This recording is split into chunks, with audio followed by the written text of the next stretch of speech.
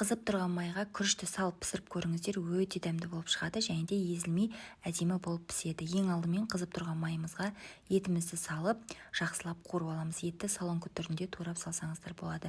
Оның үстіне пияз қосып тағы да жақсылап араластырамыз.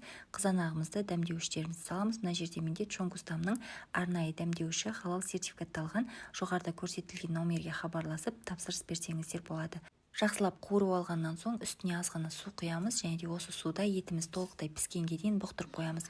Етіміз піскеннен соң болгар бұрышын және де қияр салып жақсылап араластырамыз. Жарты ас қасық соевый соус қосып тағы да араластырып қақпағын жауып 5 минутқа қалдырамыз.